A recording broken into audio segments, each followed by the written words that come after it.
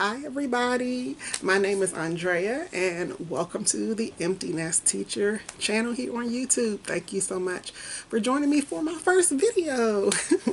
I just want to share a little bit about myself and invite you on the journey with me. I am a parent turned teacher in my district. I live in Maryland. And I have 3 children who are not really children anymore. I have twin daughters who graduated in 2019. And I also have a son who graduated this past May 2021. So, therefore, I will be an empty nester in a few weeks. My oldest twin daughter went off to Missouri State University on a full track scholarship. She did very well there, became freshman of the year, and this year for her junior year she will be transferring to Northern Illinois University. So you may see a few things later on where we travel to move her into her new school and all of that. My youngest twin daughter also went on a track scholarship to Indiana University East Campus. She did very well herself as well. She also became freshman of the year in her conference, and so both of them did an amazing job. So my oldest daughter is a sprinter and my youngest daughter is a hurdler, and she does some sprints, so that was amazing. They both did a good job their freshman year. And now I have my son who has finally graduated, and he is a middle distance runner. So of course, due to COVID, a lot of things changed with athletics in high school. At least here in Maryland they did. I know it's different from state to state, but it really did affect his senior year, so he wasn't able to do everything that he wanted to do.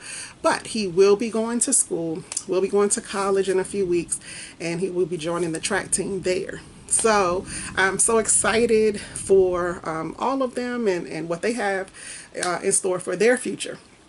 So the question comes up all the time to me: with your nest getting ready to be empty, what are you going to do? What are you going to do? How are you going to feel? Are you going to cry when you drop him off? And my answer is, what am I going to do? I'm going to do me. Am I going to cry when I drop them off? No, I'm not going to cry. I just believe that this is what we have all been working for, especially when you have a student athlete. So they have had to make sure they do well academically, as well as to deal with, you know, the pressure of the athletics on top of that. So as a student athlete, for those that decide that they want to compete at the next level in college, this is what we have been working for. As parents, of those of you who may be athlete moms and dads to your children in high school, you know that basically if your child wants to continue within their sport, the goal is to get a scholarship. It would be awesome to get a scholarship. It'll be awesome to use your talents so that you don't have to pay, you know, all the tuition and fees and everything that college costs nowadays. So because of that reason, I'm ecstatic that they get to go to the next level and do what they have been working hard to do. So myself as a parent, I have been working hard as well. The time and the effort that it takes for a parent to be present, to support an athlete, the time and attention that it takes to encourage them, you know, if their race or their whatever, you know, sport that they are, their game did not go well, or they didn't do as good as what they thought they should have done. It takes a lot of time and attention from us as parents in order to continue to encourage them and be present for them. Because we know that when they do go to college, they're gone, you know, 9 months out of the year, especially for athletes, because if they're on collegiate teams, they're traveling here and there.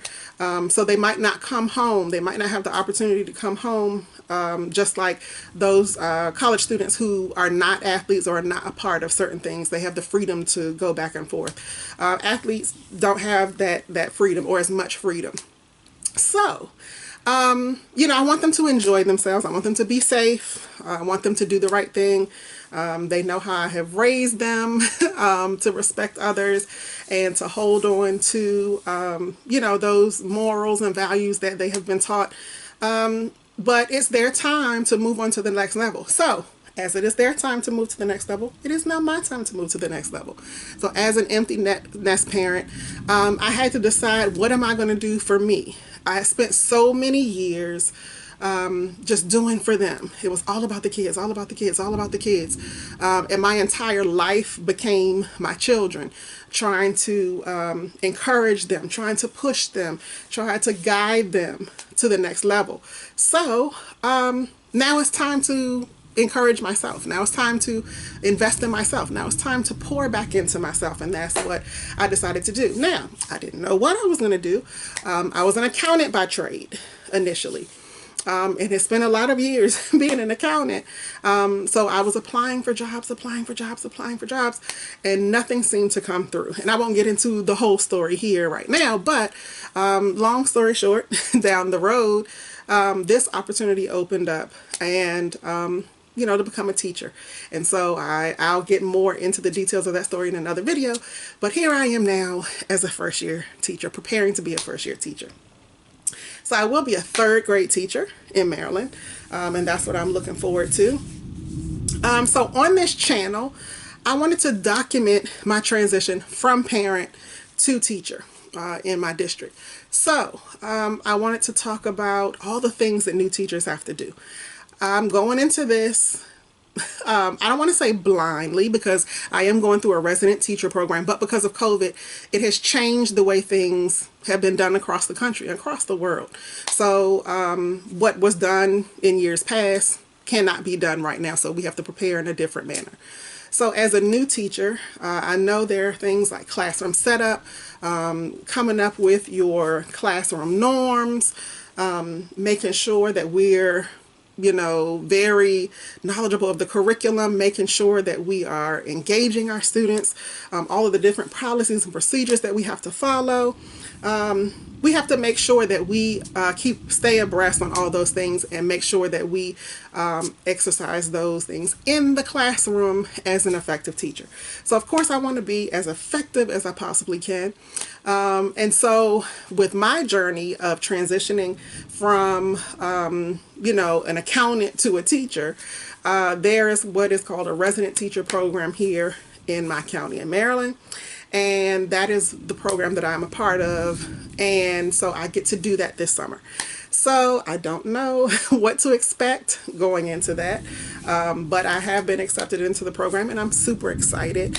And I thank everybody who has encouraged me, my principal, I say my principal because he is my principal, from my children's high school, which is also the high school that I graduated from. So that's why I call him my principal. I appreciate him for all of the encouragement and kind of setting things in motion, as well as a few other people who have encouraged me to do this, because the funny part is I didn't want to be a teacher, and I'll probably talk about that in detail in another video. I'm not going to keep you here long today, but I did not want to be a teacher because I had been so involved at my children's high school as they were going through. So that was 6 years. My girls were there for 4 years. Then my son had 2 years after them. Actually, so that would be 5 years. I was part of the PTSO, the Parent Teacher Organization there. And I ended up becoming PTSO president. And Miss Stephanie knows I was voluntold by a principal and Miss Stephanie, but I love them, and became PTSO president there. And so it wasn't just me supporting my own children, it became me supporting the children, the staff, the other parents at the school. So that's what I've been doing. I'm actually technically still the PTSO president, and that will be transitioning at some point this year. But that's how involved I became. And so because I got to work with administration, because I got to work with the teachers, I got to see a different side that a parent who's not involved in their parent organization they don't get to see, I got to see what happens a little behind the scenes, and I got to see how teachers in some instances can be disrespected, or they don't get the respect that they deserve for the job that they have to do. Teaching is amazing work. I've always respected it, but I never wanted to do it because I saw what it demanded, and I saw what some of the teachers go through. Now, over a few years, I think my heart got soft. I think my heart got soft, and that's what happened. And that, along with encouragement from my principal and a few other people, kind of transitioned my mind and my heart to go ahead and be a teacher. So again, thank you to everybody that encouraged me. Here we are, guys. We're getting ready to do this thing called teaching. So those of you that want to come on the journey with me, I welcome you to come. Please go ahead and hit like. You can subscribe to the channel, share this video, and even hit the notification bell so when I upload a video, you will be the first to know. So welcome, welcome, welcome on this journey with Miss Watkins as the Empty Nest Teacher here on YouTube. I will also post my Twitter and Instagram and Facebook down in the description box. So if you are on those social media outlets, you can follow me there too. But anyway, thank you guys. Come on this journey with me. I know we're going to have a good time. Bye-bye.